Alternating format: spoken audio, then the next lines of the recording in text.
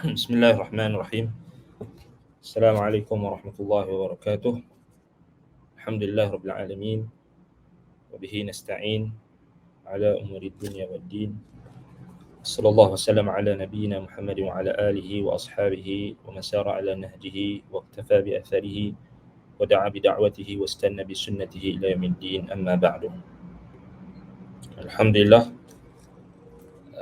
bersyukur kepada Allah Subhanahu wa taala, pada pagi ini kita dapat bertemu dengan izin limpah kurniaan nikmat Allah Subhanahu wa taala bagi meneruskan pengajian kita membahaskan berkenaan dengan nama-nama Allah Al-Husna yang maha indah dan sifat-sifat yang mempunyai sifat-sifat ketinggian yang tiada tolak bandingnya. Baik, jadi pada sesi kali ini insya-Allah kita akan membahaskan berkenaan dengan nama Allah Asy-Syafi. Asy-Syafi. Ya Allah Asy-Syafi. Maksud Asy-Syafi maknanya yang maha menyembuh, menyembuhkan, yang maha menyembuhkan.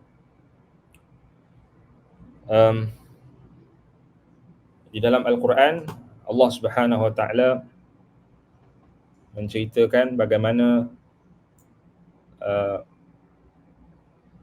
asal ataupun kita boleh katakan asas yang menjadi dalil bukti yang menunjukkan bahwasanya Allah Subhanahu wa taala itu, kita katakan antara nama-namanya ialah Asy-Syafi. Cuma di dalam Al-Quran tidak ada lafaz Asy-Syafi.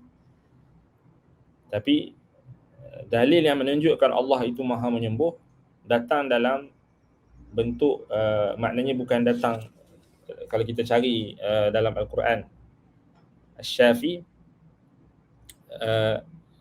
mungkin kita tak akan jumpa lah. Maknanya tak disebutkan dalam Al-Quran. Nama ini maknanya dari sudut dalil pada bentuk nama ini, dalam bentuk kita kata isim fa'il ini, nama Allah Asy-Syafi, apa dia kita kata tidak ada lah dalam Al-Quran. Tetapi dalam Al-Quran antaranya dalam surah Asy-Syu'ara ayat 80 ayat 80 sampai 81. Tapi ayat yang jadi syahidnya adalah ayat pada ayat 80. Apabila Nabi Allah Ibrahim alaihissalam, beliau menyebutkan, Allah Ta'ala rakamkan dalam Quran, Allah sebutkan kepada kita, allazi khalaqani fahuwa yahdini. Dialah Allah yang menciptaku dan dialah yang memberi petunjuk kepadaku. Wallazi huwa yut'imuni wa yusqini. Dan wa yasqini. Dan dialah yang memberi makan kepadaku dan meminum. Wa idza maridtu fahuwa yashfini. Wa idza maridtu fahuwa yashfini. Ini point dia. Apabila aku ditimpa sakit, maka dialah Allah yang menyembuhkan aku. Dialah Allah yang menyembuhkan aku. Baik, sebab itu kata Al-Imam Ibn Jarir At-Tabari rahimahullah ketika mentafsirkan ayat wa idza maridtu fahuwa yashfin wa idza saqama jismi wa'talla fahuwa yubri'uhu wa yu'afih. Apabila tubuh badanku, jasmaniku itu sakit, saqama sakit, wa'talla sakit, fahuwa yubri'uhu wa yu'afih. Dia Allah lah yang menyembuhkan aku dan melepaskan aku dan memberikan afiah, kesihatan, kesejahteraan, keselamatan daripada penyakit tersebut. Ya Allah SWT Asy-Syafi. Maknanya dari sini tak kalau kita kata daripada sini maknanya maksud atau makna bagi kita boleh dapat makna yang menunjukkan Allah Subhanahu Wa Taala Asy-Syafi. Allah itu maha menyembuhkan. Baik, dalam tafsir Al-Quranil Azim, Al-Hafidh Ibn Kathir rahimahullah ketika mentafsirkan ayat ini beliau kata wa idza maridtu fahuwa yashfin So ini kita tengok dalil dulu kan, tengok dalil dulu, kita faham tu dalil. Baik, apabila aku sakit, maka dialah Allah yang menyembuhkan aku. Kata Imam Ibn Kathir rahimahullah, asnadal marada ila nafsihi. So Nabi Ibrahim alaihi salam menyandarkan sakit itu kepada dirinya. Wa idza maridtu, bila aku sakit. Wa in kana an qadarillahi wa qada'ihi wa khalqihi, walaupun pada hakikatnya sakit itu, siapa yang bagi sakit? Nah, itu kan poin dia. Sakit itu adalah datang daripada qadar Allah, ketetapannya dan ciptaannya. Sakit itu sendiri adalah makhluk Allah. Kan? Sakit itu sendiri adalah makhluk Allah. Kan? Baik. Walakin adhafahu ila nafsihi adaban, tetapi Nabi Ibrahim alaihi salam dia menyandarkan sakit itu kepada dirinya sebagai bentuk adab. Sebagai adabnya bersama dengan Allah. Kama qala ta'ala wa idza maridtu fahuwa yashfini. Kama qala ta'ala amiran lil musalli an yaqul ihdinas siratal mustaqim siratal ladzina an'amta 'alaihim ghairil maghdubi 'alaihim waladdallin. Fa asnada al in'ama ila Allah wal ghadaba hudhifa fa'iluhu adaban. Dia sama macam ayat wa idza maridtu fahuwa yashfini, sama kata Imam Ibn Kathir, sama macam dalam surah Al-Fatihah ayat 6, 7, bila kita kata ihdinas siratal mustaqim, kita kata, kita minta dekat Allah, tunjukkanlah kepada kami jalan yang lurus. Siratal ladzina an'amta 'alaihim, siratal ladzina an'amta 'alaihim, jalan orang-orang yang engkau telah berikan nikmat kepada mereka. Fa asnadal in'am ila Allah, maka Allah tunjuk dekat kita dalam ayat ini sandaran nikmat itu kita kena sandarkan kepada Allah. Ghairil maghdubi alaihim waladdallin, al-ghadab, marah tu, murka, dihazafkan pembuatnya, pelakunya, fa'iluhu, huzifa fa'iluhu. Dia Allah tak kata siratal ladzina an'amta 'alaihim ghairil ladzi ghadabta 'alaihim, tak kata. Bukan orang-orang yang engkau murkai, tapi al-maghdubi 'alaihim, al-maghdubi yang dimurkai.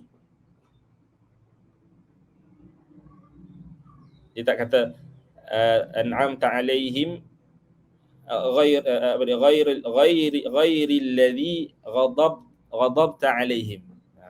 Tak sama macam an'amta. An'amta disandarkan kepada Allah. Tak sebut ghadibta, engkau marah ke atas mereka, tak. Maghdubi 'alaihim, yang dimurkai ke atas mereka tu, ditimpa kemurkaan. Dihazafkan fa'ilnya sebagai bentuk ta'adduban, kata Imam Ibn Kathir, adaban, bentuk adab. Sama juga macam dalam surah Al-Jin ayat 10, disandarkan kesesatan kepada hamba, tak disandarkan kepada Allah, sebagaimana kata jin. Jin kata, maknanya Allah Ta'ala sebut kat kita perkataan jin, wa anna la nadri asyarrun urida biman fil ardi am arada bihim rabbuhum rasyada. Sesungguhnya kami tidak mengetahui adakah keburukan yang dikehendaki bagi mereka yang berada di muka bumi, ataupun apa yang dikehendaki kepada mereka itu oleh Tuhan mereka itu adalah petunjuk. Maknanya jin pun dia tahu beradab dengan Tuhan, beradab dengan Allah. Jin Islam sebab itulah kata Nabi Ibrahim dekat sini, wa idza maridtu fahuwa yashfi. Ini sandarkan sakit tu kepada Allah. Dan sebab apa? Sebab sunnahnya yang ditunjukkan oleh Nabi kita Muhammad sallallahu alaihi wasallam juga, apabila benda yang buruk, maka kita tak sandarkan kepada Allah sebagai bentuk ta'adduban, sebagai bentuk kita beradab dengan Allah. Kita hamba dia. Dia Tuhan kita. Ya, Allah yang menciptakan keburukan dan kebaikan. Allah menciptakan penyakit. Allah menciptakan kesakitan, kita kata penyakit dan kesakitan. Tetapi kita tak sandarkan keburukan kepada dia.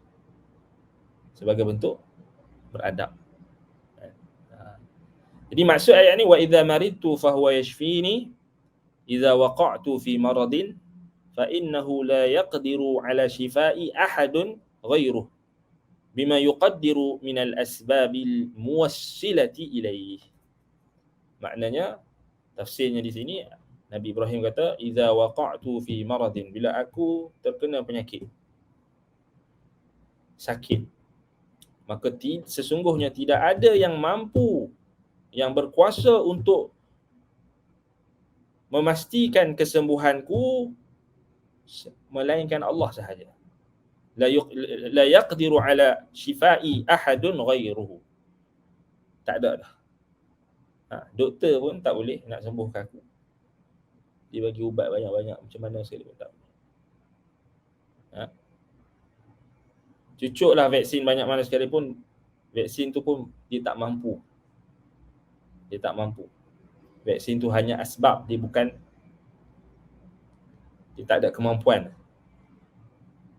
Balik-balik kemampuan itu adalah datang daripada Allah. Maknanya kemampuan untuk memberikan kesembuhan, qudrah yang, kekuasaan dan juga kemampuan untuk memberikan kesembuhan, menjamin kesembuhan itu tidak ada melainkan Allah. Ubat tak ada kemampuan. Doktor tak ada kemampuan. Sebab mereka tak boleh nak jamin kan orang sembuh, tak boleh nak jamin. Bima yuqaddiru minal asbabi al-muwassilati ilaih. Tetapi jangan kita lupa, Allah Subhanahu taala datangkan kesembuhan itu dengan takdirnya juga. Ni jangan kita ambil satu je. Dia datangkan kesembuhan itu dengan takdirnya juga, iaitulah apa yang dia tetapkan kepada sebab-sebab yang boleh menyampaikan kepada kesembuhan. Jangan berhenti kat situ tadi.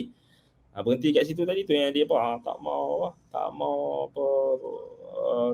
dia ambil sebab, tak mau makan je apa pun, yang penting kita doa dekat Allah, tak payah jaga makan, itu tak kena, dia tak cari asbab lah.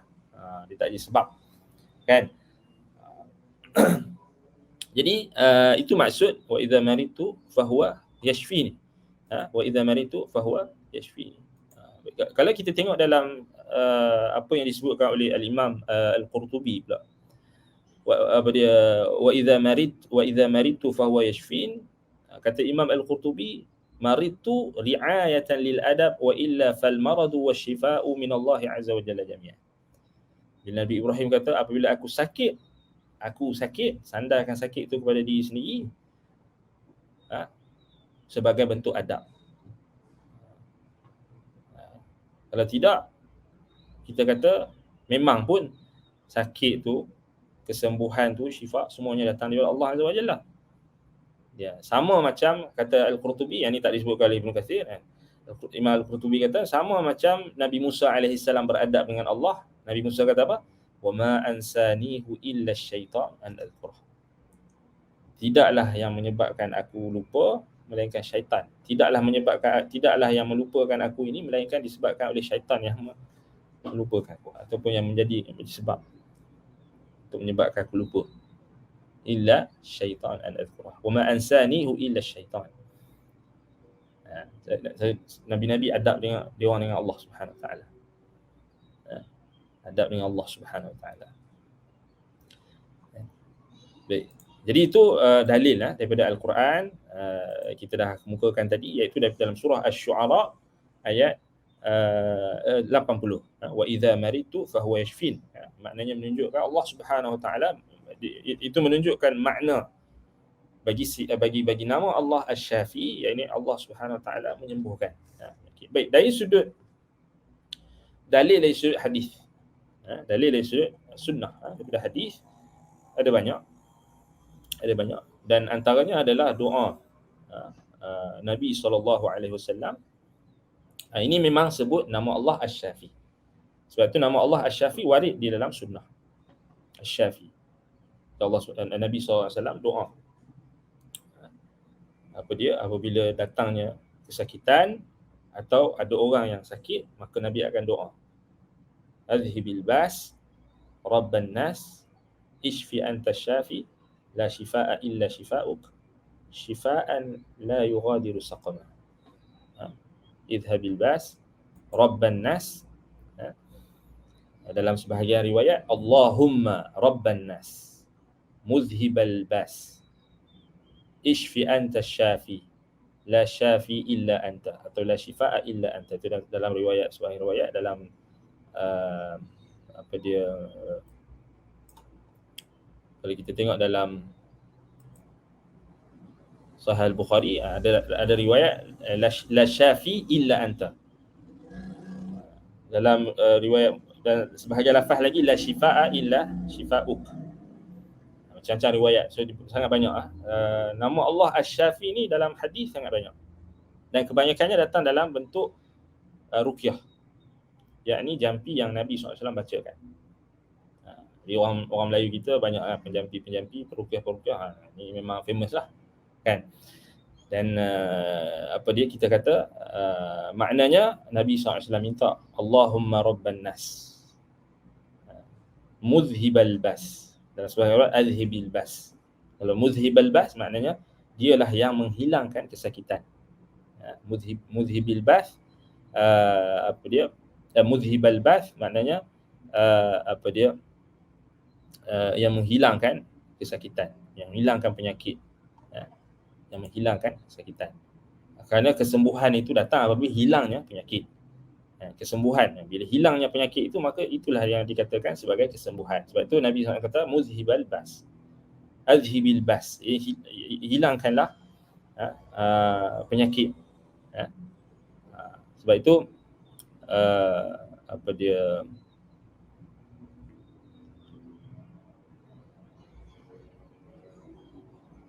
dalam riwayat, dalam lafaz Aisyah radhiyallahu anha disebutkan kana idza ata maridan aw utiya maridan aw utiya bihi qala adhhibil bas rabban nas ishfi anta syafi la shifaa illa shifaa'uk shifaa'an la yughadiru saqama.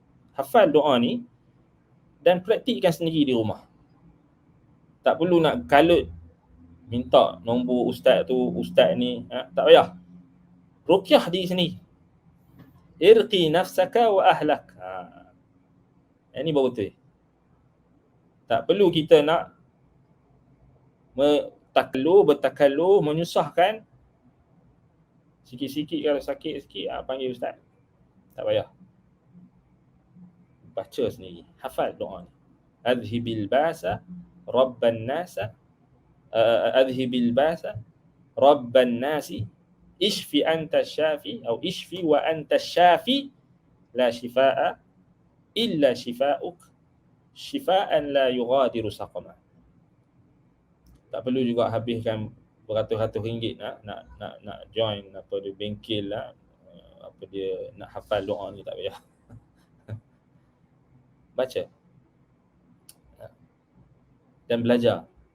Belajar apa? Bukan belajar cara apa yang pelik-pelik tu, bukan. Jurus ni lah, jurus tu kan. Bukan, tak payah. Belajar apa maksud dia. Baca dan hayati. Kalau kita sakit, baca doa ni. Anak kita sakit, baca doa ni. Keluarga kita sakit, baca doa ni. Orang terdekat sakit, baca doa ni. Kemudian cari sebab yang diharuskan oleh Allah SWT. Pergi jumpa doktor kalau sakit tu dah kronik dan sebagainya, itu makruh lah. Tapi kita pun kena ada usaha. Usahanya antaranya doa. Doa ni adalah yang paling, doa ni adalah asbab yang paling mujarab. Doa. Dibaca doa ni. Adhibil bas rabban nas ishfi anta syafi la shifaa illa shifaa'uk shifaan la yughadiru saqama. Dan banyak lagi doa-doa kesembuhan yang diajarkan oleh Nabi SAW. Jadi kalau kita melawat orang yang sakit, asallallahu alazim wa rabbal arsyil azim ayashfi'. Banyak lafaz-lafaz lagi, dan itu kita kata di tempatnya. Tapi kat sini, poin di sini Nabi SAW menyebut nama Allah Asy-Syafi. Wa anta syafi. Dan engkaulah yang maha menyembuh. Maha menyembuhkan. Yang memberikan kesembuhan. Tiada kesembuhan melainkan kesembuhan. Baik. Jadi itu dalil daripada As-Sunnah. Dalil daripada As-Sunnah. Apa makna Asy-Syafi ni dari sudut lughah?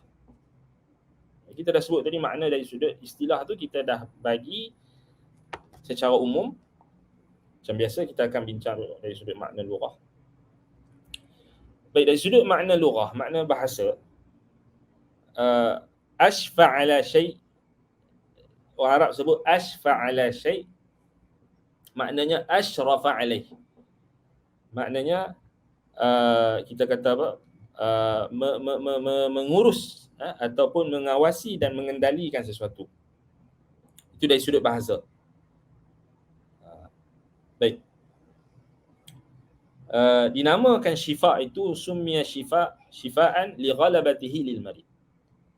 Dinamakan syifa itu dengan syifa, kesembuhan tu dinamakan dengan kesembuhan kerana dia mendominasi penyakit ataupun kesakitan. Yalah, dah hilang penyakit tu hilang, maknanya yang datang adalah kesembuhan. Wa ishfa'uhu alaihi, maknanya kita kata seakan-akan kita nak katakan dari sudut bahasa ni dia ada makna yang kita boleh ambil, kita boleh istinbat daripada makna bahasa ni sangat cantik. Asyrafa alaihi, yakni mengendalikan sesuatu, mengawal sesuatu, mengawasi sesuatu, mengamati, memerhatikan. Maknanya apa yang kita boleh dapat kat sini? Di sini kita bagi satu taraif. Makna taraif ni kat sini, dari sudut bahasa ni kita boleh dapat satu faedah yang sangat penting. Maknanya bila kita sakit, bila ada mana-mana anggota keluarga kita sakit, apa yang paling penting? Mesti kena kawal penyakit tu. Mesti kena awasi, mesti kena kendalikan. Kalau anak kita demam panas, mesti kena asyrafa alaihi. Maknanya apa? Awasi suhu badan dia, kendalikan suhu badan dia, perhatikan suhu badan. Paling simple kan? Benda simple. Maknanya kalau kita lalai dari sudut pengawalan atau pengawasan, sibuk, tak sempat pun nak ambil cuti anak sakit ni, orang bibik jaga ataupun orang tempat asuhan jaga, dia jaga tu tak macam mak dengan ayah jaga. Orang ni dia yalah, kok mana pun yalah, macam-macam lah kan. Kes pun macam-macam lah. Apa dia, kita kata kelalaian. Disebabkan kelalaian, maknanya sampai tahap pada asalnya kanak-kanak ataupun budak itu boleh lagi diusahakan kesembuhan dia ataupun dikawal dan sedia dan sebagainya, tetapi bila diabaikan, maka ada yang sampai tahap penyakit itu kronik ataupun sampai tahap yang diabaikan di pusat-pusat jagaan, kemudian mati, sakit dan mati. Dan kita katakan dari sudut bahasa, maknanya asyrafa ala syai', maknanya apa yang kita ambil berbahasa ni, maknanya kalau kita ditimpa dengan apa-apa penyakit sekalipun, sama ada penyakit yang ringan atau penyakit yang berat, maka apa yang dituntut maknanya adalah pengawasan, pengendalian, pemerhatian. Maknanya kita kena jagalah, kena jagalah, jaga makan, kena jaga kau makan ubat dan seangkatan dengannya. Maknanya itu dari sudut kita boleh ambil faedah dari sudut bahasa je, kan? Kita tak sentuh dari sudut istilah syarak lagi, kan. Wasyifa'u yashmalu syifa'ul abdan wal arwah wan nufus. Jadi kesembuhan ni meliputi kesembuhan badan, rohani dan juga jiwa. Jasmani, rohani, jasmani. Sebahagian ulama asingkan nufus, nufus jiwa. Jiwa. Maknanya bukan kita nak jaga sihat ni, bukan setakat sihat tubuh badan, bukan setakat sihat rohani, sihat juga jiwa kita, jiwa. Nafs, an-nufus, jiwa kita. Kerana jiwa banyak yang berpenyakit.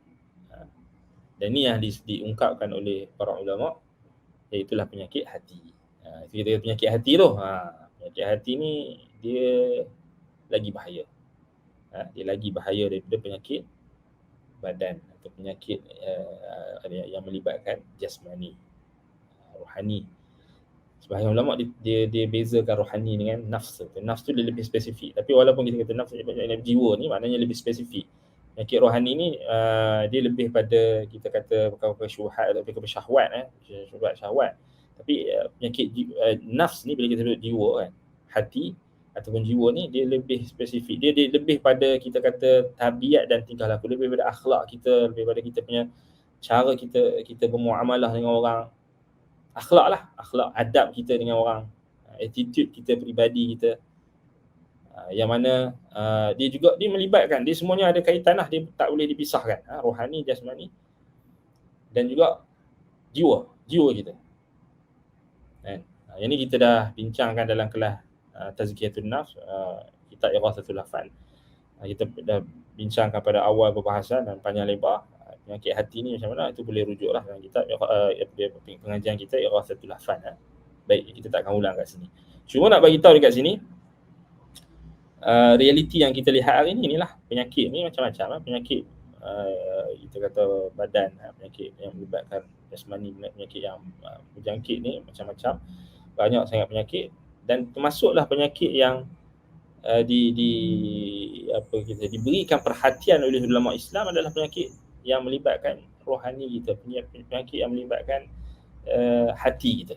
Yang ni yang paling diambil, kita kata diambil perhatian yang khusus oleh ulama-ulama Islam. Perhatian khusus. Sebab itu kita ni jangan sibuk nak jaga kesihatan tubuh badan saja, tapi kita juga kena jaga kesihatan hati kita. Hati kita. Banyak hari ini masalah yang berlaku dalam masyarakat, di kalangan, bukan kata dalam masyarakat yang jahil ataupun yang dalam keadaan kesesatan dan sebagainya. Bahkan dalam masyarakat yang dianggap mempunyai ilmu pengetahuan sekalipun, orang yang mengaji agama pun tak lepas daripada kita kata boleh terkena penyakit hati ni. Kita semualah, bukan kita nak tuduh tala kat orang, kita semua penyakit hati ni bahaya. Sebab itu dia akan memberi kesan lah pada dari sudut kita punya tingkah laku, kita punya cara muamalah kita, attitude kita, akhlak kita dengan orang. Itu semua banyak dia berkait dengan hati kita, jiwa kita. Itu yang ulama bahaskan tentang tazkiyatun nafs, tentang ar-raqaiq, tentang apa yang perkara-perkara yang dapat melembutkan hati. Al-Quran, Sunnah, adanya apa kita kata pengajian berkenaan dengan tahzibul akhlaq, tahzibun nufus, yakni tazkiyatun nafs. Disebut sebagai, sebahagian ulama menerima istilah tasawuf yang ikut Quran Sunnah lah. Jangan ikut tasawuf yang nak dapat pencahayaan hati buat apa, menari-nari. Tak dapat, itu lagi sakit hati. Yang pelik-pelik tu bukanlah tasawuf yang kita kata berdasarkan Al-Quran dan Sunnah, tazkiyatun nafs. Kerana itu adalah tugas para Nabi dan Rasul, menyucikan hati, menyucikan jiwa ni. Ini adalah tugas para Nabi dan Rasul. Wa yu'allimuhumul kitaba wal hikmata wa yuzakkihim. Yang ini Allah Ta'ala sebutkan dalam Al-Quran adalah tugas Nabi, tugas Rasul. Dan sebahagian apa kita kata penuntut ilmu, ini mimba bil aula, penuntut ilmu di barisan hadapan, frontliner dalam masyarakat, mereka lah orang pertama yang perlu memberikan penekanan yang lebih terhadap masalah hati ini dan penyucian hati, tazkiyatun nafs, penuntut ilmu. Dan lebih khusus lagi, kita sebut tentang dalam konteks kita ini, Iaitulah penuntut-penuntut ilmu yang mereka adalah orang yang menjadi contoh teladan kepada masyarakat yang lain. Penuntut ilmu. Kita bukan cakap orang yang naik kelab, kaki kelab malam ke, bukan. Ni penuntut ilmu yang dia hari-hari dia jadual dia penuh dengan majlis ilmu. Dan syaitan boleh menyesatkan sesiapa sahaja, tidak kira latar belakang, tidak kira kita ni banyak ilmu ke tak banyak ilmu ke.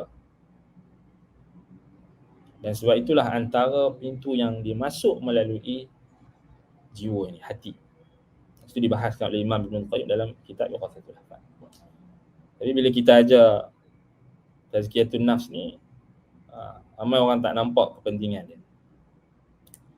Dan akhir sekali, apabila kita terlampau zuhud, terlampau bermudah-mudahan, tak mahu belajar tentang ilmu tazkiyatun nafs,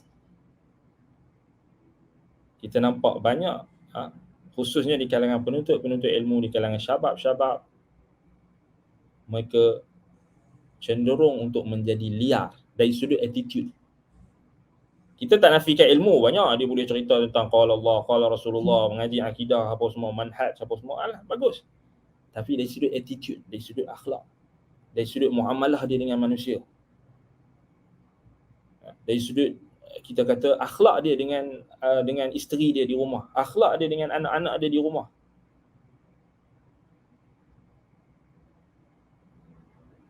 Dan ini penyakit ni sebenarnya bukan kita kata benda yang baru. Dan cakap ni anak cakap ni dalam konteks kita nak bagi nasihat. Ada ini mana yang menimpa penuntut ilmu hari ini, antara fitnah yang dahsyat menimpa di kalangan mereka adalah mereka melanggar kehormatan manusia. Al-wuqu'u ala a'radin nas. Melanggar kehormatan manusia. Ini bahaya. Banyak punca. Ini penyakit. Yang kita sebut Allah Asy-Syafi, kita minta Allah Ta'ala sembuhkan aku penyakit zahir dan batin, sembuhkan aku penyakit hati aku, sembuh. Bukan setakat penyakit penyakit badan aku, penyakit jasmani aku, tapi penyakit rohani, penyakit jiwa aku, penyakit hati. Sembuhkan ya Allah. Allahumma shfi min maradin zahiran wa batin. Baca doa tu supaya Allah Ta'ala bagi kesembuhan ni bukan setakat sembuh daripada penyakit COVID sembuh alhamdulillah, tapi penyakit hati dia duduk mengadu domba, duduk qil wa qal, duduk kata kat orang, fitnah dekat orang, tuduh orang sana, tuduh orang sini, label orang sana, label orang sini, cakap belakang-belakang, cakap belakang ustaz. Itu penyakit hati tu. Padahal boleh dia cakap depan-depan, boleh dia jumpa, boleh dia call, boleh dia message. Cakap belakang-belakang.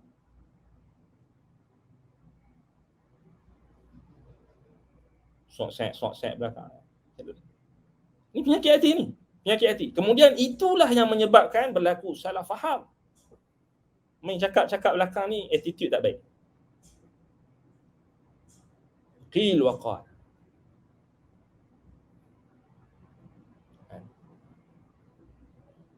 Penyakit hati ya. Kemudian dengan adanya media sosial lagi, pergi bergaduh dekat media sosial. Post dekat, padahal tak tasabut dulu, tak tabayun dulu. Ni masalah penyakit orang hari ni, penyakit dia ada apa saja yang dia dapat, media sosial. Dia tak lihat dia jadi orang ya. Dia ada masalah apa, dia terus masuk media sosial. Tergesa-gesa. Ini penyakit ni. Tengok orang ni bergaduh, terus masuk media sosial.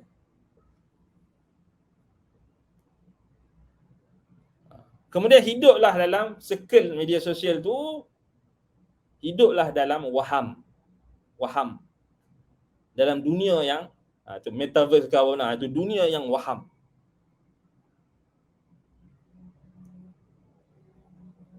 Anak ni sampai orang tak kenal dah.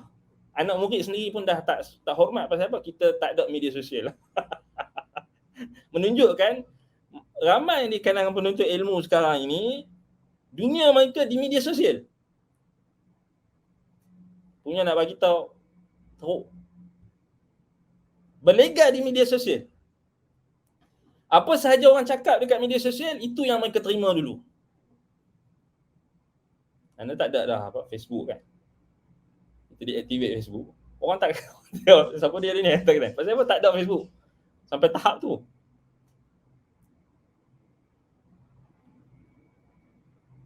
Pasal apa? Menunjukkan mereka hidup dalam dunia tu.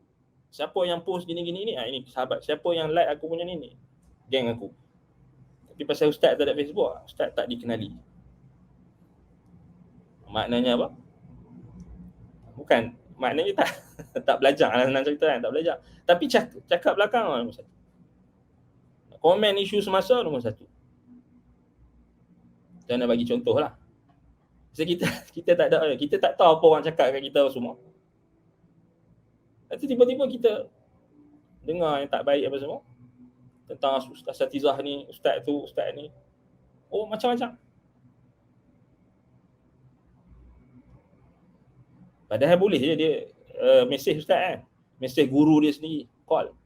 Ramai je orang yang call. Kau tak faham apa sebenarnya, call je. Mesej lah. Kadang-kadang cepat lambat reply tu lain cerita. Tapi ada usaha untuk bertemu. Dia jadi macam ni lah. Sekarang ni dunia terbalik lah. Dunia terbalik. Asal orang tu kita nak percaya dia, tengok Facebook dia. Tengok dia punya media sosial. Jangan tengok realiti dia. Jangan tengok dunia nyata dia. Asal bagi seseorang tu geng kita bila dia banyak like status kita. Dia banyak share kita. Dia ikuti perkembangan kita.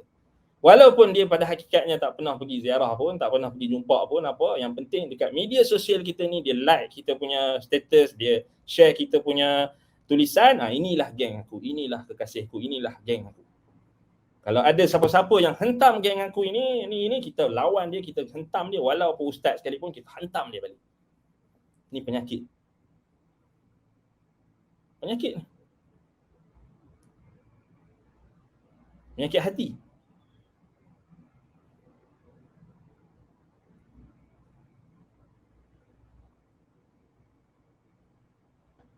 Bukan ini je lah, semua bukan setakat penuntut ilmu saja, semua orang macam tu sekarang ni. Dia apa dia? Media sosial. Sedangkan asal, ini kaedah ni, asal bagi seseorang itu kita percaya dia fiqah, dia dipercayai, asalnya bukan pada apa yang dia post di media sosial. Ni kena faham. Sampai kita kena buat kaedah lah. Nak bagi tahu dah teruk sangat. Asal bagi seseorang tu kita boleh percaya, benar, jujur, bukan pada apa yang kita lihat di media sosial ni, bukan.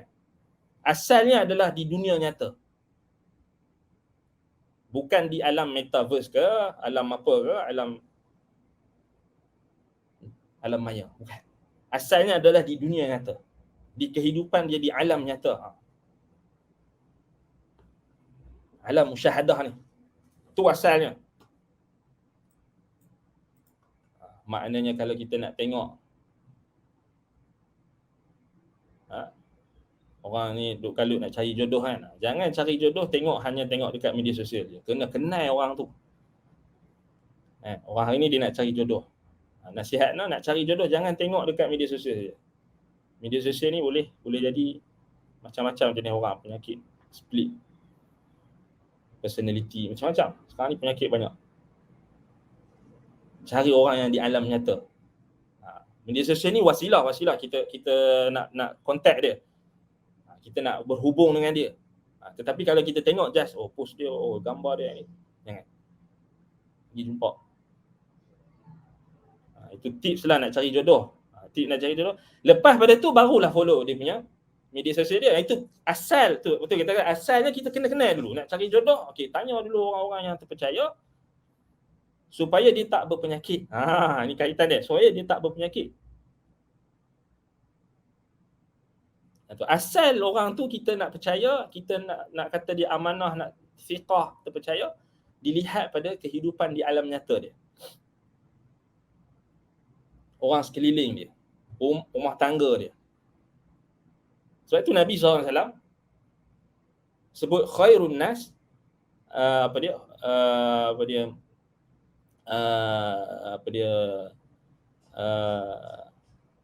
khairun li ahli wa ana khairun li ahli. Sebaik-baik manusia adalah orang yang baik dengan ahli keluarga dia. Maknanya ahli keluarga dia semua tak ada masalah dengan dia. Isteri dia okey dengan dia. Isteri dia tak ada kita kata mentohmah dia dan sebagainya, ataupun tak ada kita kata apa yang boleh menjadi tohmahan pada orang. Tengok apa yang maknanya attitude dia dengan keluarga dia. Kalau dia baik dengan keluarga dia, maknanya dia baik dengan isteri dia, anak-anak dia, dia tu orang yang baik.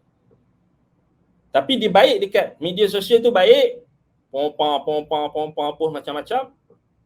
Tapi di alam nyata dialah kaki pukul isteri, pukul anak, pukul cederakan orang, samsing. Tapi sekarang ni ada lagi teruk, dekat media sosial pun samsing, dekat alam nyata pun samsing. Ni teruk. Sebab tu kita kata asalnya kita tengok alam nyata tu, bukan di media sosial. Bukan di media sosial. Sebab media sosial ni penuh penyakit. Dipenuhi orang-orang yang berpenyakit. Sebab apa kita pun tak kenal kadang-kadang. Fake account ke. Dah banyak benda ni bukan baru. Orang kalau kita kata nak cerita pasal penipuan melalui media sosial ni, bukanlah kita tak ada pengalaman. Kita ni dah lama main media sosial ni. Dah muak dah. Orang nak menipu kita, kita kata dengan melalui media sosial ni, jangan. Bukan kita tak tahu, selok belok. Itu kita kata asalnya kita nak kenal orang di alam nyata, kenal di alam nyata. Bukan di media sosial. Bukan dengan apa yang dizahirkan dia. Kenal dulu. Kenal dulu. Itulah macam benda-benda yang kita tadi tu. Nak ambil ilmu pun patutnya kita bukan terus ambil daripada media sosial tu. Akaun pun kita tak kenal, siapa dia ni kita pun tak tahu. Pasal dia banyak duk post dia ceramah ke, ataupun dia post benda-benda ayat Quran ke hadis, terus kita kata dia alim. Itu kesalahan sebahagian orang. Lepas tu bila dia kenal, rupa-rupanya orang tu gila. Barulah kalut. Dia buat masalah barulah kalut. Bila ada masalah barulah kalut. Sebab dia punya kaedah tu tak betul. Sebab tu kita jangan kita kata jangan fokus dekat media sosial ni. Keluar. Bertemu dengan sahabat kita ni dah boleh kita kata dah fasa endemik ni dah dibuka. Jumpa. Kalau ada masalah ke, kalau ada kekeliruan ke, ada tak faham ke, kekeliruan, salah faham ke, jangan selesaikan di media sosial. Pergi jumpa. Paling kurang call, tanya. Ni attitude. Sebab itulah yang menyebabkan penyakit hati. Bila kita sangka buruk dengan orang, pasal kita tengok orang ni cakap, orang tu cakap, orang ni cakap, orang tu cakap. Kemudian akhir sekali kita melakukan kezaliman kepada orang. Orang yang kita cakap tadi, ataupun orang yang kita kata tadi. Ini penyakit.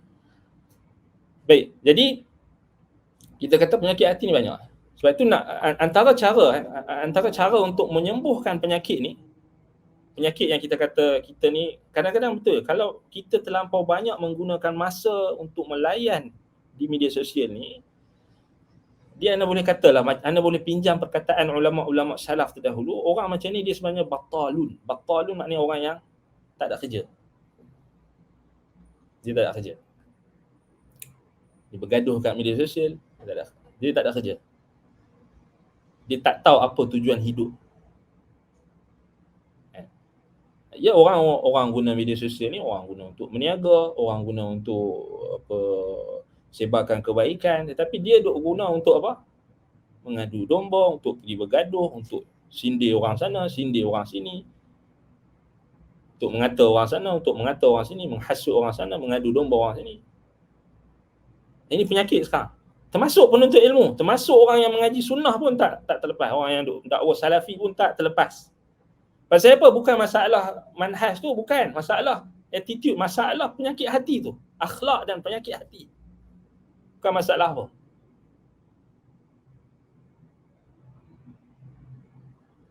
Dan ini yang menyebabkan pergaduhan, pertelingkahan, salah faham, boikot memboikot. Sebab ini punca dia. Cakap belakang-belakang, cakap ni, kemudian masuk media sosial, kemudian tak tahu benda tu betul lagi atau tak tasabut, tak tabayun. Dan akhir sekali menzalimi orang lain. Ini sangat-sangat bahaya. Penyakit ni sangat bahaya.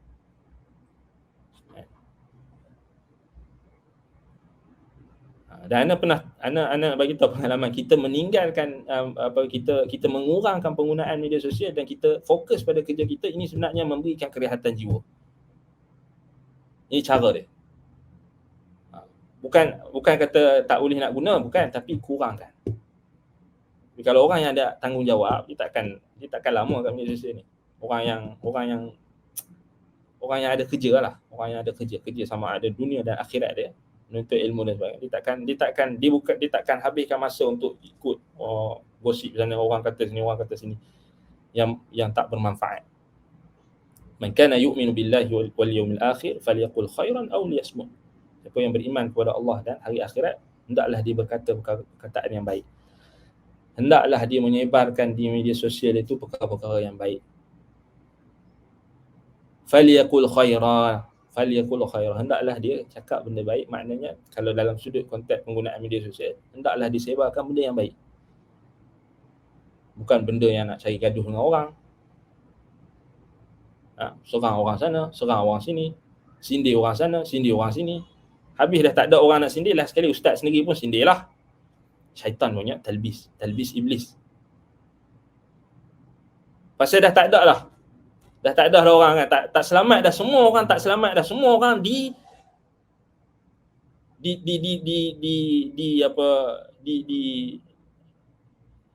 sudah dimakan daging manusia. Orang sekeliling dia semua habis dah kena dah. Orang tu dicakap, orang tu kata, kawan dia sendiri pun kena. Last sekali tak ada dah. Siapa ni kita nak kena ni. Last sekali syaitan kata, ni Ustaz Hang ni lah sebenarnya punca. Dia pun attack, dia pun cakap lah dekat ustaz sendiri. Guru dia sendiri. Tanpa usul periksa. Itu penyakit tu. Ni dalam penuntut ilmu ni, di kalangan penuntut ilmu. Dan macam itulah syaitan memecah belahkan. Yufarriqu bainal mar'i wa zawjihi.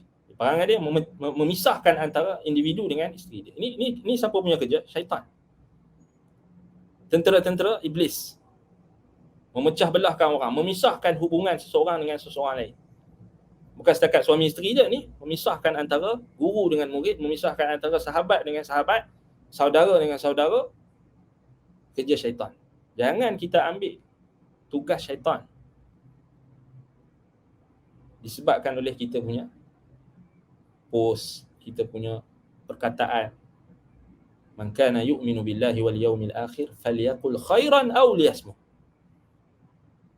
Siapa yang beriman kepada hari pada Allah, man kana yu'minu billahi wal yawmil akhir, beriman kepada Allah dan hari akhirat, hendaklah dia berkata perkataan baik ataupun dia senyap. Dah tak reti nak post benda baik, senyap, diam. Selamat. Tak boleh nak kawal. Dia nak juga cakap, okey, tutup, deactivate Facebook tu, pergi menuntut ilmu. Jangan sibuk. Tahu dah. Ketagihan, addiction menggunakan ni media sosial ni, tak payah guna. Sebab dia tak pandai nak mengurus. Orang macam ni dia banyak masalah. Dia ada penyakit, kemudian dia tak pandai nak mengurus masa dia. Allahul musta'an. Baik, jadi makna syar'i, makna nama Allah Asy-Syafi. Jadi kita sebut tu sebab apa? Sebab kesembuhan ni yang kita dah makruf dah, itulah penyakit-penyakit yang kita makruf. Tapi ramai orang yang terlepas pandang tentang penyakit hati ni. Penyakit hati ni banyak hasad, dendam, intiqam, kemudian ghurur, terpedaya dengan kebaikan diri sendiri, terpedaya dengan kelebihan diri sendiri, al-kibru, sombong, menolak kebenaran, meremehkan manusia, ghamtun nas. Ni penyakit juga ni, sombong ni. Sombong ni bukan tak tegur orang, bukan. Sombong ni maknanya dia menolak kebenaran, bila sampai kepada kebenaran dia tolak, kemudian dia suka meremehkan manusia. Ghamtun nas ni banyak. Siapa ada ni? Selalu penuntut ilmu dia selalu meremehkan orang. Dia ada talbis iblis. Iblis datang, iblis salutkan dengan sebenarnya ini kau bukan nak meremehkan orang, tetapi sebenarnya kau ni sekarang tengah mempertahankan agama. Kau ni sekarang ni tengah melawan ahli bid'ah. Kau ni sekarang tengah apa kita kata untuk menjaga agama. Iblis datang tu. Tapi sebenarnya dia meremehkan manusia. Meremehkan manusia. Dia tak sedar. Tapi syaitan datang, dia kata ni kau sekarang mempertahankan agama. Kau sekarang ni tengah berjihad. Ni kau tengah type ni kau berjihad. Mempertahankan agama, dia pun hiduplah terpedaya dengan circle dia tu, dia pun tak tahu apa. Orang bergaduh, dia pun bergaduh. Padahal orang tu ada masalah bukan semua ada yang kita boleh tahu dekat media sosial ni. Tu tak cerdik orang yang duk berpandu dengan pada media sosial ni. Apa dia ni, isu apa ni? Tak ada pun aku search. Ini orang bodoh. Tak ada pun aku Google, tak jumpa pun aku cari search kat Facebook, tak jumpa pun apa isu dia. Isu dia apa? Pergilah jumpa orang tu. Pergilah jumpa physically. Di alam nyata ni dia hidup dalam tu, kemudian dia pun duk biar. Sangkaan buruk dia pada sahabat dia, saudara dia tadi, dia biar. Dia orang panggil dia peram lama-lama, kemudian lama-lama meletuplah. Syaitan pun datang. Sangkaan dia tiba sangkaan. Datang satu zon lagi. Satu sangkaan, berlapis-lapis sangkaan tu. Orang tu dia sangka macam ni. Orang tu ni. Padahal tak pernah kontak. Itu kita kata ghamtin nas. Ghamtin nas ni meremehkan manusia. Dia tak ada inisiatif untuk kontak. Sebab tu ana puji mana-mana sahaja sahabat kita, orang yang belajar dengan kita, dia kalau dengar orang cakap benda yang something yang ada masalah tentang asatizah kita ke, sahabat-sahabat kita ke, dia terus kontak. Ini ana memang kata ni attitude orang yang paling baik di zaman ini. Orang yang dia terus call, dia tanya terus. Nak cari orang macam ni sikit. Kadang-kadang orang yang mengaji pun tak boleh nak buat. Pasal apa? Sombong. Sombong ni apa? Ghamtin nas. Ghamtin nas ni meremehkan manusia pasal kita, kalau kita ada rasa rendah diri, kita akan usaha untuk tanya saudara kita tu, tanya sahabat kita tu, apa yang sebenarnya yang berlaku sebenarnya. Apa betul ke orang kata kat kau macam ni? Apatah lagi kalau dia tu guru kita, asatizah kita. Tapi kebanyakan orang di fail. Ni attitude. Dengar orang cakap ni, tengok kat media sosial, orang ini cakap macam-macam, dia pun buat kesimpulan. Tak bagus. Bertambahlah penyakit dia tu. Sedia ada penyakit, fi qulubihim maradun fazadahumullahu marada. Tambah lagi penyakit hati dia tu. Buat sangkaan. Kemudian dia tengoklah, dia ambil iblis datang, talbis iblis ni datang, dia ambil lah fatwa, dia pun tengok ni, aku tengok Syekh dekat YouTube je, fatwa Syekh ni, tengok ni fatwa Syekh Fauzan, ni fatwa Syekh fulan alan. Padahal dia tak tahu fatwa tu tahun bila. Fatwa tu tahun 2000, 2001, 2002, 2004, 2005. Ni masalah yang berlaku sekarang ni, masalah yang sekarang. Dan dia pun ambil fatwa yang 2001, 2002, 2003, 2004. Dia pun tak tahu keadaan. Dia pun tak pernah jumpa Syekh Fauzan. Dia pun tak tahu pun apa latar belakang. Dia ambil, dia buat kesimpulan sendiri. Syekh kata macam ni. Tengok ni. Ini tengok ni. Tengok dengan ustaz kita. Ustaz kita telah buat gini. Ni ustaz kita ni dah sesat. Guru kita ni dah melewing. Ini tak bagus. Tak bagus. Ni banyak orang macam tu. Ramai orang macam tu. Bila dia ada masalah, dia bukan nak pergi selesai masalah tu berdepan. Tapi dia banyak. Sebab apa? Sebab ada sombong tadi. Dia tak ada rasa nak merendah diri itu untuk apa? Untuk dapatkan kepastian. Kan? Kita jangan bersikap macam tu. Kalau ada orang cakap apa-apa dekat kawan kita, saudara kita, jangan cepat percaya dekat media sosial. Kan? Mesti tanya tu. Jangan kita jadi orang yang ditambah lagi. Jadi namam. Wallahu musta'an. Kita penyakit hati. Makna asy-syafi dari sudut syarak, Allah tabaraka wa ta'ala huwa syafi 'ala al-haqiqah. Ya Allah Ta'ala memang dia yang menyembuhkan secara hakiki. Dia ada 4 makna dari sudut syarak. Yang pertama, asy-syafi alladhi yarfa'u al-ba's wal 'ilal wa yashfi al-'alil bil asbab wal amal. Allah Ta'ala dia mengangkat penyakit dan kesakitan. Penyakit. Dan dia menyembuhkan segala penyakit dengan asbab. Boleh tak Allah sembuhkan penyakit itu tanpa asbab? Boleh. Sebab dia Asy-Syafi.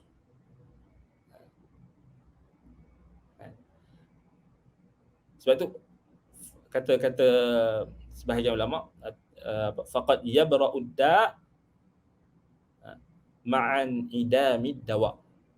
Boleh jadi ada orang yang dia sembuh tanpa bersama dengan ketiadaan ubat. Dia sembuh dari penyakit itu tak ada ubat, tapi Allah Ta'ala sembuhkan dia.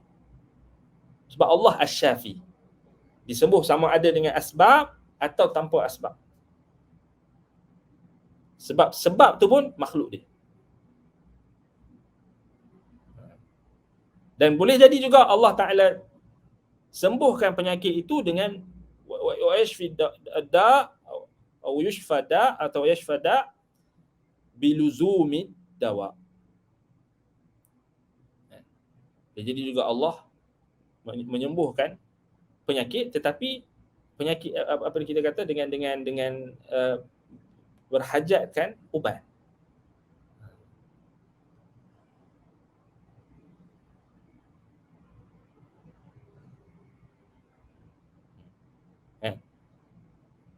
Ada sahabat kita ni, dia tulis kat sini, ada komen ni, kelebihan menggunakan panca indera yang dianugerahkan dengan sebaiknya untuk meneliti dan menilai. Booster untuk saya bagi.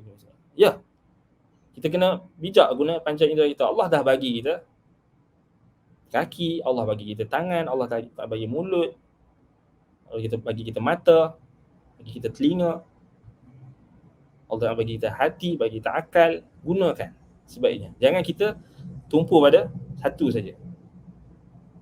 Maknanya kita membataskan pada satu sudut pandang dan kita tak lihat, tak gunakan panca indera tu secara keseluruhan. Macam tadi ada masalah bergaduh dekat media sosial tapi tak berjumpa. Sampailah ada yang sampai tahap bertahun-tahun sangka buruk pasal tak pernah berjumpa dan tak pernah hubung pun tak pernah. Adik-beradik ke bergaduh, macam tu lah. Sama juga. Penyakit lah kan kita. Baik, jadi balik pada tadi, boleh jadi Allah Subhanahu Wa Taala menyembuhkan penyakit dengan perlu ada ubat, dengan sebab ubat. Biluzumid dawa. Bahkan kena melazimi ubat tu pula. Ada orang kena dia nak sembuh, dia kena melazimi ubat tu. Allah jadikan sebab dekat situ. Apa dia kita kata wa yurattibu alaihi asbab asy-syifa wa kilahuma bi'tibari qadarillahi sawa. Tapi kita katakan Allah SWT jadikan sebab-sebab kesembuhan tu sama ada dengan ubat ke, dengan tanpa ubat ke, dengan makanan ke, dengan menjaga makanan ke, dengan ubat doktor ke, atau apa kita kata ubat herba ke, apa ke, perubatan yang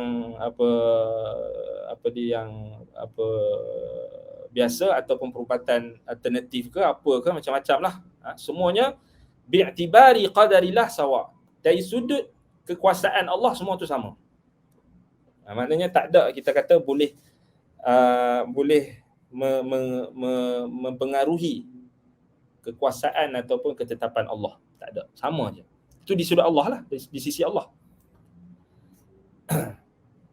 Di sisi kita manusia ni sebab kita terbatas, sebab tu kita akan lihat perbezaan keadaan pesakit, ubat, Ada yang tak boleh ambil ubat ni pasal alergi, ada yang tak boleh ambil vaksin sebab dia ada kesan sampingan yang kronik, ada macam-macam. Sebab itu pada sudut kita kan, dari sudut kita. Tapi di sisi Allah sama saja. Allah boleh jadikan tanpa sebab untuk sembuh dan dengan sebab untuk sembuh. Yang kedua, makna Allah Asy-Syafi wa huwa ta'ala Asy-Syafi alladhi yashfil qulub min amradiha was-sudur min dhiqiha wal abdan min ilaliha. Allah Ta'ala lah yang menyembuhkan. Asy-Syafi maknanya Allah yang memberi kesembuhan bagi hati-hati daripada penyakit-penyakitnya. Ni kita sebut dah tadi, penyakit hati ni. Was-sudur min dhiqiha, dan Allah memberikan kesembuhan bagi dada-dada ini daripada kesempitan yang dialami. Dan badan-badan Allah sembuhkan daripada penyakit-penyakit. Makna yang kedua ni kalau kita sebut dia adalah merujuk kepada maknanya lebih luas lah. Maknanya bukan setakat menyembuhkan penyakit badan, penyakit jasmani, bahkan menyembuhkan juga, Allah Ta'ala menyembuhkan juga penyakit hati. So kita nak tahu penyakit hati ni kena belajar ilmu tazkiyatun nafs. So kita kadang-kadang kita tak sedar kan, kita tak sedar kita ada penyakit hati. Kita ada penyakit hati. Sebab tu kena mengaji ilmu tazkiyatun nafs. Kena mengaji ilmu kita kata ar-raqaiq. Kena banyakkan kita kita kata muhasabah diri. Itu termasuk daripada benda yang penting. Kita jangan tengok orang saja, kita hari-hari kita duk tengok orang ni, orang tu, tapi kita tak tengok diri kita. Ni bahaya. Selalunya ialah kita kata kebanyakan syabab, kebanyakan orang-orang yang penuntut ilmu ni, dia banyak habiskan hidup dia pasal mungkin ada yang tak berkahwin lagi, yang tak ada bertanggungjawab. So mungkin banyaklah masa-masa lapang mereka ni, pemuda-pemuda ni, ataupun yang menghabiskan waktu dengan media sosial dan sebagainya. Dia akan banyak dia nak cakap kat orang, tapi dia tak tengok kat diri sendiri. Ini termasuklah simptom-simptom ada penyakit hati. Bila kita tak sedar diri, kita asyik nak cakap kat orang. Bila orang cakap kat kita, kita marah, kan? Tapi kita tak sedar diri. Kita asyik nak buka aib orang. Tapi bila orang buka aib kita, kita marah, kita melenting. Itu tanda ada penyakit hati. Bila orang sentuh sikit ni, kita marah, kita melenting. Sebab kita tak sedar diri, kita tak tengok pada diri kita sendiri. Hasibu anfusakum qabla an tuhasabu. Hisablah diri kamu, muhasabah, tengok diri sendiri. Orang kata apa? Kita talakan satu jari dekat orang, 4 jari lagi, 3 jari, 4 jari lagi ni kembali pada kita. Orang tu macam ni, orang tu macam ni, orang tu macam ni. Kita lupa diri kita. Sebab hidup dalam alam yang tidak nyata. Alam yang penuh waham. Tengok orang ni. Dia banyak cakap pasal orang. Buat apa? Sebab tu kata para ulama salaf, zikrullah, zikrun nas, apa dia? Da. Wa zikrullahi dawa. Dawa. Zikrun nas daun. Kita duk sebut pasal orang ni macam ni, orang ni, dia penyakit. Penyakit. Di sisi ulama salaf, kita suka duk sebut tentang orang ni, orang tu macam ni, orang tu macam ni, orang tu macam ni. Datang talbis iblis, datang dia kata ni, tak apa, kita bukan ribah, kita bukan ni, kita nak jaga agama ni. Kita nak jaga agama, jarh wa ta'dil. Macam Ibnul Jauzi sebut tentang talbis iblis yang berlaku kepada sebahagian ashabul hadis. Boleh berlaku pada orang yang menuntut ilmu, boleh berlaku kepada ashabul hadis. Ashabul hadis asalnya mereka ini adalah orang yang mulia. Tetapi iblis boleh tak kacau mereka? Iblis boleh tak kacau, datangkan talbis tipu daya dia? Boleh. Ashabul hadis ni Ibnul Jauzi bincang kan, terkena belitan iblis. Kita yang bukan ashabul hadis ni, penuntut ilmu kecil-kecilan, tuwailibul ilm, kadang-kadang malu kita nak mengaku kita ni penuntut ilmu. Tak layak pun. Kita agak-agak kita boleh selamat juga. Ada orang boleh dabik dada dia akan selamat tak? Lepas tu kita kata Zikrun nas daun. Sebut pasal orang ni penyakit. Sama juga orang yang duk main Facebook, orang yang main Twitter, duk cakap pasal orang. Cakap pasal orang. Orang ni, orang tu. Kadang-kadang iblis datang. Buat lagi, cakap lagi, gaduh lagi. Ini nak mempertahankan agama. Kadang-kadang dia tak sedar tu talbis. Dia pun waqa'u ala a'radin nas. Dia pun melanggarlah kehormatan manusia yang dilarang oleh Allah Subhanahu Wa Taala. Dia langgar. Umpatnya ribah dengan adu domba. Zikrun nas daun. Kalau kita ni majlis kita duduk ni, duduk cakap pasal orang, tak payah. Penyakit. Betul, kalau kita cerita pasal orang, kita start cerita pasal orang, dia jadi serabut. Tak percaya try. Kita tengok orang tu ada buat something, kita pun buat cerita. Time tu timbul penyakit. Penyakit apa? Penyakit sakit hati kita, sakit. Sempit dada kadang-kadang. Betul tak? Kita sebut kan. Contoh dia macam apa? Kita kata macam kita sama juga macam kita scroll media sosial tu, kita duk tengok berita-berita yang negatif. Contohnya jenayah. Dia menyakitkan hati. Dia menimbulkan kegelisahan, kerisauan. Kan? Tengok kes rompakan, kes rogol, kes apa negatif, kes yang kita kata kan media kan banyak. Kita kata kes-kes yang sebab apa? Zikrun nas daun. Sebut tentang manusia ni memang penyakit. Sumber bagi segala penyakit. Sebab itu lawan dia zikrullahi dawa. Mengingati Allah, menyebut nama Allah. Zikrullah. Baca Al-Quran, menuntut ilmu, bahaskan tentang ayat-ayat Allah, tadabbur ayat-ayat Allah, mengaji hadis-hadis Nabi, belajar syarah-syarah hadis Nabi, belajar fiqh. Yang ni ubat. Zikrullahi dawa. Tenang. Tak gaduh kita nak cakap orang tu, cakap orang ni. Apa pendapat kamu tentang fulan? Apa pendapat kamu tentang fulan? Penyakit. Dia pun tak sedar dia pun kena penyakit. Last sekali biar orang, sebenarnya kau pun ada orang cakap buruk pasal kau. Melenting pula, tahu melenting marah. Bila cakap kat orang, dia dah tak ada dah. Tak ada takwa, tak ada rasa malu. Tapi bila orang cakap kat dia, dia melenting. Penyakit dia. Wallahul musta'an. Allahumma shfina min kulli maradin zahiran wa batin. Ya Allah, Allah Ta'ala sembuhkan kita daripada penyakit zahir dan batin. Baik, yang ketiga makna asy-syafi wa huwa subhanahu yashfi man yasha wa yatwi ilma asy-syifa' 'ala al-atibba idza lam yaqdir asy-syifa'. Subhanallah. Yang ketiga ni dengar betul-betul.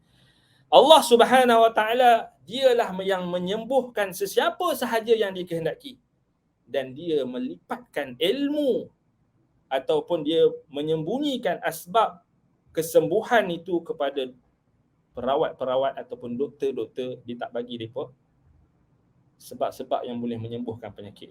Dia yang tetapkan. Idza lam yaqdir asy-syifa. Apabila mereka tak mampu. Siapa yang jumpa penyakit, satu penyakit yang dia tak dapat mencari kesembuhan, siapakah yang menyembunyikan kesembuhan tersebut? Siapakah yang tidak memberikan ilmu untuk mencapai kesembuhan tersebut ataupun asbab-asbab kesembuhan tersebut? Ya Allah SWT. Kerana dia asy-syafi, dialah yang memberi kesembuhan secara mutlak. Yang ni kita orang Islam kita faham juga. Jangan kita cakap besar, saya jumpa doktor yang hebat gini, dia boleh sembuhkan. Hati-hati kataan itu. Hati-hati.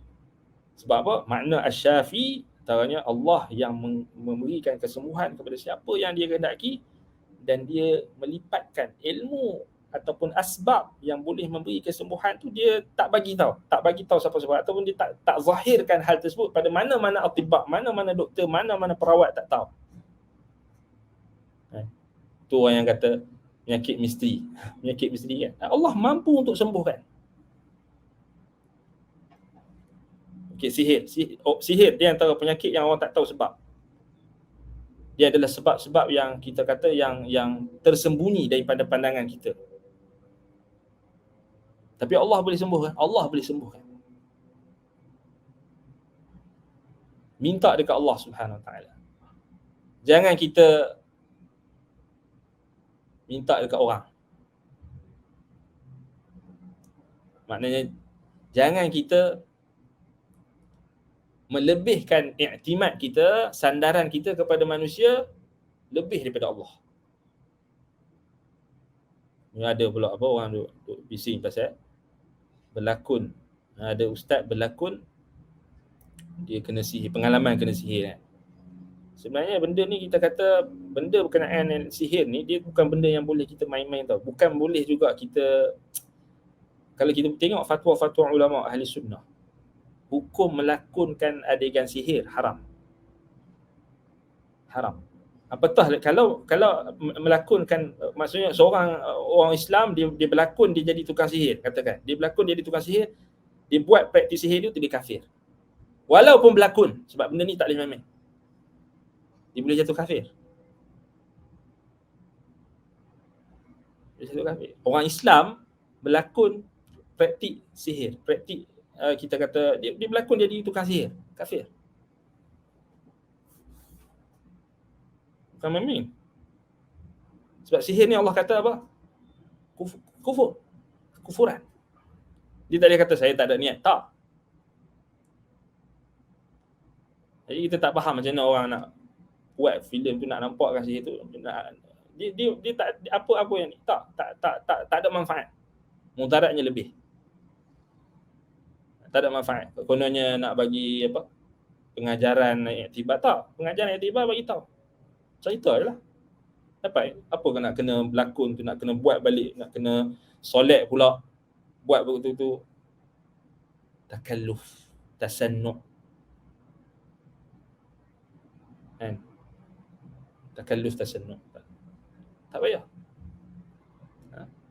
Dah sembuh, bersyukur kepada Allah SWT, ceritakan pengalaman, tetapi tak perlulah sampai nak kena berlakon. Berlakon kena buat balik. Ditakuti nanti kena balik. Tu kita kata ditakuti orang yang sihir dia tu tengok balik, dia buat balik. Tak, kita kata sihir ni bukan benda yang boleh main-main. Bukan boleh benda yang kita kata kita nak cari apa? Nak cari publicity, kita main-mainkan benda-benda yang berkait dengan ayat-ayat Allah. Hukum tentang sihir ni ayat-ayat Allah. Tak boleh main-main. Tak boleh main-main. Berlakon pun tak boleh. Sebab tu kena perhati betul-betul. Kadang-kadang ustaz-ustaz, yalah ustaz-ustaz pun tak betul lah pendapat dia. Apa tujuan dia? Publicity. Tak boleh. Tak boleh. Banyak lagi benda yang boleh dibuat untuk publicity ni. Jual barang yang halal. Publicity kan barang. Tapi kalau nak main ayat-ayat Allah, hukum berkenaan dengan sihir ni jelas. Tapi kita main-main. Main ni bukan maksudnya main-main ni kita apa ni, tak. Main-main ni termasuk berlakon tu main-main.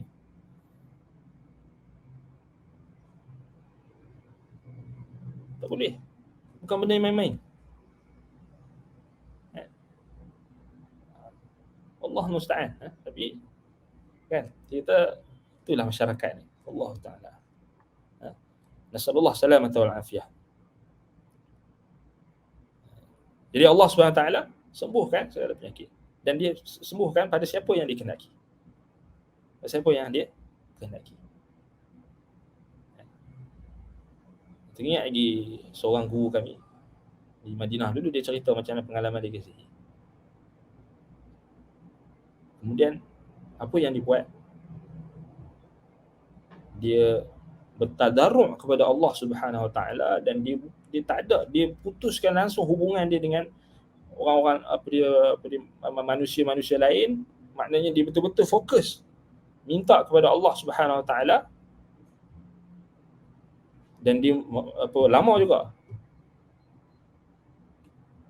Dan Allah Ta'ala bagi kesembuhan tu dengan sesuatu yang kadang-kadang di luar jangkauan manusia. Sebab dia Allah Asy-Syafi. La syifaan illa syifa'u. Tidak ada penyembuhan melainkan penyembuhan yang hakiki datang daripada Allah SWT. Dia cerita macam mana semuanya bermula dengan dalaman kita, hubungan kita dengan Allah Subhanahu Wa Taala. Penyakit, antara sebab-sebab penyakit ni antaranya dosa-dosa kita. Sebab itu perkara pertama sekali yang kita kena buat bila kita diterpa penyakit, kembali kepada Allah Subhanahu Wa Taala. Kembali. Taubat dan istighfar. Banyakkan taubat, banyakkan istighfar, banyakkan tadarruk kepada Allah Subhanahu Wa Taala. Dan jangan kita mengungkit-ungkit dan jangan kita tasakhut. Maknanya kita mengungkit-ungkit ataupun kita menunjukkan kita ni tak sabar dengan qadarillah. Kemudian kita ungkit-ungkit dengan kita maknanya cerita dekat orang ni, kira mengungkit ni. Saya dulu sakit gini. Ni mungkit ni, mungkit. Saya ni dulu sakit teruk gini, saya ni seakan-akan kita nak mengangkat diri kita, ini bahaya. Ini juga tak boleh. Kalau kita sakit, senyap, tumpukan muhasabah diri, cari asbab, makan ubat apa semua, jaga makanan, jaga apa semua. Okey, senyap, kita senyap. Jangan kita tak payah cerita kat orang. Itu lebih baik. Kecuali pada ahli keluarga atau orang tanya, haruslah kita cerita. Tapi tak payah kita tasakhut. Tasakhutan ni maknanya apa? Kita ungkit-ungkit. Seakan-akan macam kita tak reda dengan takdir Allah. Bukan setakat kita ungkit-ungkit tu, dia bukan, ungkit-ungkit ni juga boleh berlaku bila kita duk sebut-sebut. Sebut-sebut tu menunjuk kita macam apa kita kata, nak mengangkat diri kita. Kononnya kita seorang lah sakit teruk, orang lain semua kita lah yang telah berjaya sembuh gini. Tak payah. Kita fokus. Dan lepas semua tu bolehlah kita nak cerita kan, tapi waktu sakit tu senyap. Okey, bagi tahu sakit sihat. Orang kita bagi tahu tu pasal orang kita harapkan doa orang-orang yang soleh, orang-orang sahabat kita bagi tahu secara bagi tahu. Tapi tak perlu kita sampai nak publicity-kan penyakit kita tu. Sampai nak kena apa post dekat media sosial kita sakit kan. Kadang-kadang orang yang selalu post dia sakit ni, apa gambar letak tulis panjang-panjang, kadang-kadang dia ada udang di sebalik batu. Ana observe dulu orang jadi banyak terlibat dengan penipuan-penipuan, dia nak tarik simpati, scam orang, itu selalunya lah. Tapi orang yang betul-betul sakit dia fokus pada hubungan dia dengan Allah. Sebab bila kita sakit ni, kita kena faham Allah Subhanahu Wa Taala sebenarnya bagi satu peringatan kepada kita. Walaupun sakit tu sakit yang sikit. Sebab itulah kenapa salafus soleh terdahulu mereka takut kalau mereka tak sakit. Maknanya dalam sepanjang tahun tu mereka tak sakit langsung. Pelik ni. Pelik ni. Ataupun dalam tempoh 2-3 ataupun dalam tempoh yang panjang 6 bulan 7 dalam tempoh 1 tahun 2 tahun tak pernah sakit. Demam sikit ke tak pernah. Semua sikit ke tak pernah. Pelik ni. Dia takut. Sebab apa? Sebab kata para ulama, penyakit ni sebenarnya adalah cara Allah Subhanahu Wa Taala nak tegur kita. Sebab yang nak maknanya nak mengetuk hati kita, mengetuk pemikiran kita, mengetuk peribadi kita, hati kita, supaya kita kembali kepada Allah, supaya kita sedar. So Allah Ta'ala nak supaya kita bergantung dengan dia. Sebab tu di kalangan salah tu dia pun takut kalau dia tak sakit. Kalau dia sakit dia berlega. Sebab apa? Allah. Sebab sakit tu ada apa? Ada banyak fadilat. Sebab Allah Ta'ala tak cipta sesuatu perkara melainkan perkara tu bukanlah, Allah Ta'ala tak ada cipta sesuatu tu dia absolute apa kita kata, dia tak ada absolute evil. Tak ada keburukan yang total. Allah cipta sesuatu, dia tak ada yang makhluk Allah ni, tak ada yang Allah Ta'ala cipta dia memang buruk terus, buruk seburuk-buruknya, total buruk, total benda yang jahat, tak. Contohnya penyakit. Allah Ta'ala cipta penyakit tu ada banyak kelebihan penyakit yang kita tak tahu. Antaranya menghapuskan dosa-dosa kita, mengangkat kedudukan kita, mengembalikan kita kepada Allah Subhanahu Wa Taala. Itu antara kelebihan sakit. Kan banyaklah kalau kita nak sebut tentang kelebihan. Maknanya ada kebaikan dia. Ada kebaikan. Kan? Ada orang dia sihat-sihat tu dia duduk dia tak sedar diri. Sihat tu dia tak sedar diri. Kena sakit baru dia sedar diri. Macam itulah kita kata konsep dia. Allah SWT kadang-kadang bagi peringatan dari penyakit. Dari penyakit. Sebab itu kita kata kita yakin bahawasanya Allah SWT sahaja yang memberikan kesembuhan. Yang keempat, makna Asy-Syafi, Allah Asy-Syafi, Allah Ta'ala tabaraka wa ta'ala wahdahul mutafarridu bisyifa la syarikalah. Allah tabaraka wa ta'ala dia sahajalah satu-satunya yang esa, yang tunggal dalam memberikan kesembuhan, tidak ada sekutu baginya dalam memberi kesembuhan. Siapa yang kata kubur keramat Tok Wali ni boleh bagi sembuh penyakit saya, dia syirik.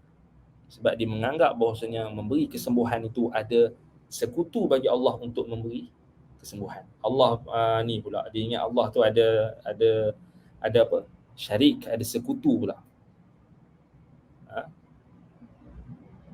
Untuk memberi kesembuhan, tak boleh.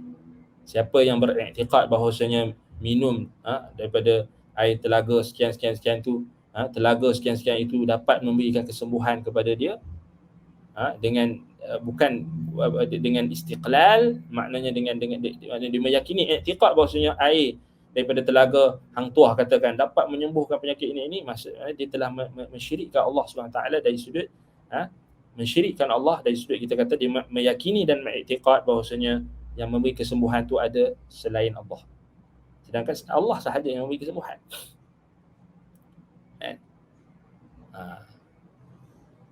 Baik. Jadi itu kalau kita tengok balik berkenaan dengan maksud Asy-Syafi. 4 maksud ni ini yang kita kata yang perlu kita faham. Baik. Keagungan Allah Asy-Syafi. Allah Subhanahu Wa Taala Asy-Syafi ni, Allah Subhanahu Wa Taala ni antara maksud Allah Subhanahu Wa Taala kita nak tengok dari sudut keagungan Allah Subhanahu Wa Taala, kebesaran nama Allah Asy-Syafi ni, iaitu Allah mencipta sebab-sebab kesembuhan dengan macam-macam cara, dengan macam-macam yang Allah Taala ciptakan. Maknanya dengan rahmat Allah ciptakan. Dan Allah jadikan natijah-natijah daripada sebab-sebab tersebut. Dan penyakit-penyakit itu adanya sebab-sebab yang dapat memberikan kesembuhan dan menghilangkan kesembuhan. Dan itu adalah keagungan Allah SWT. Sebab tu kalau kita kaji tentang tumbuh-tumbuhan, herba-herba kan, kita akan nampak keagungan Allah.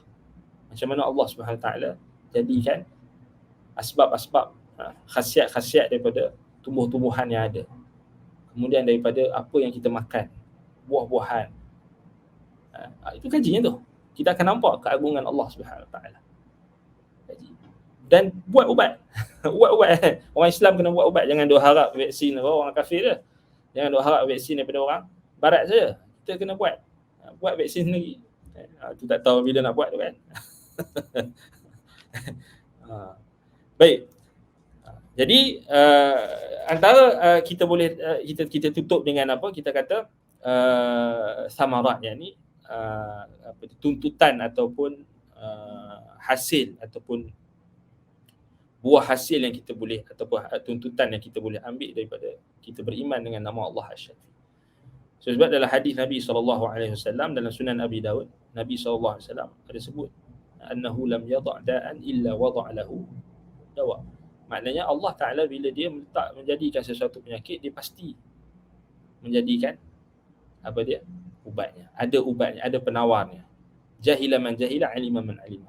Orang yang jahil dia akan tak tahu, orang yang tahu akan tahu. Sebab tu maknanya kat sinilah kita kata ruang untuk kita melakukan kajian, melakukan research. Ini terbuka, yang ini maksudnya Nabi datang ni, Nabi SAW bukan nak stick ataupun nak bataskan perubatan itu hanya pada aspek-aspek tertentu ataupun hanya pada perkara-perkara tertentu. Nabi tak datang kata semua penyakit dapat disembuhkan dengan madu saja. Tak. Nabi nak bagi tahu antaranya madu. Tapi itu pun ada sebab-sebab yang tertentu yang boleh menghalang. Sebab itu dalam sebahagian hadis disebutkan macam mana sahabat yang minum madu, perut dia tak boleh terima kan. Maksudnya apa yang Nabi bagi tahu tu betul, tetapi kadang-kadang sebab-sebab yang kita kata tak bertepatan sebab tu dengan sebab kesembuhan, maka kesembuhan tak datang. Perut dia masalah. Kemudian ada penghalang-penghalang mawani'. Jadi itu bukan maksudnya kita kata apa makan madu tak sihat pun. Pasal kau tak faham. Kau tak jaga makan. Perut kau tu mendustakan apa yang kau katakan. Maknanya disebabkan oleh kita tak jaga makan ataupun lifestyle kita kan. Pasal apa saya makan madu ni saya tak sembuh ni? Pasal kau tak tidur tadi. Pasal tu kau sakit. Kau tak tidur cukup. Rupa-rupanya dia ada asbab lain, tapi dia duk pergi kalut makan madu. Rupa-rupanya dia ada sebab lain. Pasal tidur tak cukup. Pasal tidur tak cukup tu dia ada, maksud itulah yang menjadi punca. Maknanya dia tak dapat rehat yang cukup kan. Jadi antara benda yang simple yang Allah Ta'ala jadikan. Kalau kita mengantuk, tidurlah. Kalau kita lapar, makanlah. Nah, kalau kita terlampau banyak makan sangat sampai kita tak kawal, okey, puasalah. Macam itulah apa yang Islam datang. Maknanya semuanya ada sebab-sebab. Baik. Jadi samarat yang kita boleh ambil, maknanya buah hasil yang kita boleh lihat dari sudut kita beriman dengan nama Allah Al-Asyafi ini, maknanya kita wajib di kalangan kita semua orang Islam beriktikad bahawasanya tidak ada yang dapat menyembuhkan, tidak ada penyembuh secara mutlak melainkan Allah sahaja. Dan kita iktikad bahawasanya kesembuhan itu datang daripada Allah, sama ada sebab ataupun tak ada sebab, Allah SWT boleh sembuhkan. Dan ubat-ubatan itu tidak kita kata menjamin kesembuhan itu secara mutlak juga. Sebab kalau kita kata ubat tu secara mutlak boleh bagi kesembuhan, ternafilah dengan yang pertama tadi. Sebab kita kata Allah sahaja yang memberikan kesembuhan secara mutlak. Maknanya ubat tak mutlak lah. Adalah kita kata penghalang-penghalang, ada orang makan ubat tak sembuh-sembuh kan. Tak turun-turun suhu dia. Contoh kan. Wa innama hiya asbabun wa awsat. Tetapi ubat-ubatan, makanan, herba ke apa ke, semua tak kiralah apa pula. Apa sahaja segala jenis ubat-ubatan itu hanyalah sebab dan awsat. Ini perantara. Dan Allah Subhanahu Wa Taala menyembuhkan dengan asbab atau tanpa sebab. Sebab itulah kita katakan dunia ni adalah darus sabab, daru asbab. Dunia ni tempat yang Allah Taala jadikan sebab. Maknanya semua ada bersebab. Ada sebab. Cause and effect. And Allah Taala jadikan dunia ni dunia asbab. Semuanya tak boleh berlaku dengan tiba-tiba, ada sebab. Maka jarratis sunnah fiha bimuqtadal hikmati ala ta'liqil ahkam bil asbab.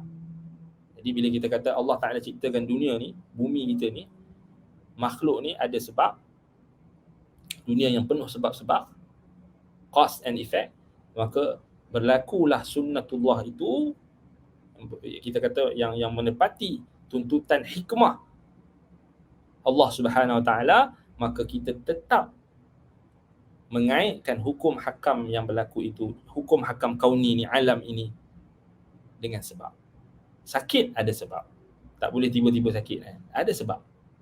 Sama ada kita tahu atau tak. Nak cari ubat pun, nak sembuhkan penyakit itu pun ada sebab-sebab yang boleh menyebabkan kesembuhan. Ada juga sebab yang boleh menghalang daripada semua, ada sebab.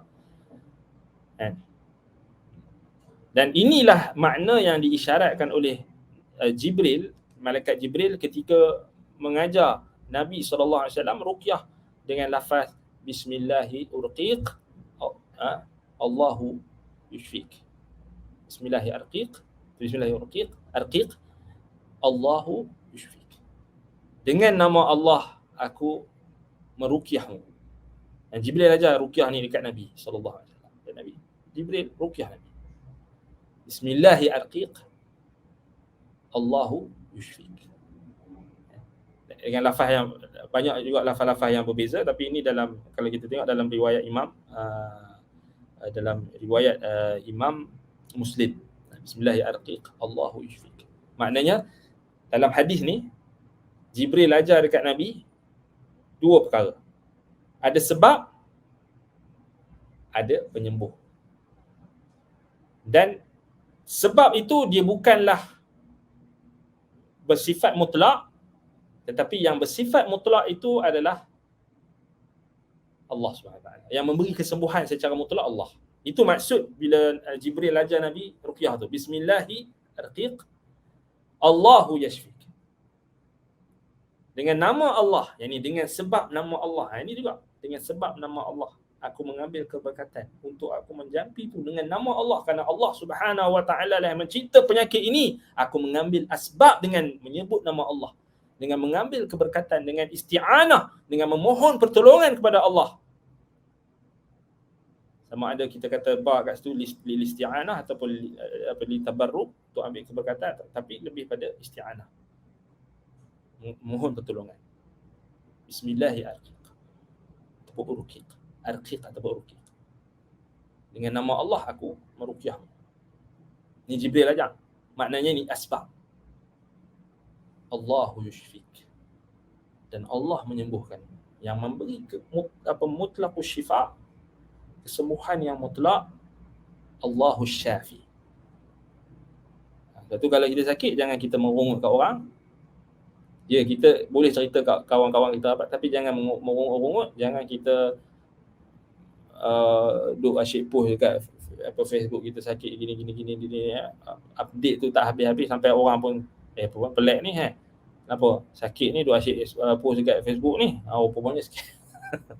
tak payah kita buat benda-benda ni. Maknanya kita sakit ni kita bukan nak cari perhatian orang, kita nak Allah Ta'ala ampun dosa kita disebabkan oleh penyakit tu. Jadi kita bersendirian dengan Allah Subhanahu Wa Ta'ala.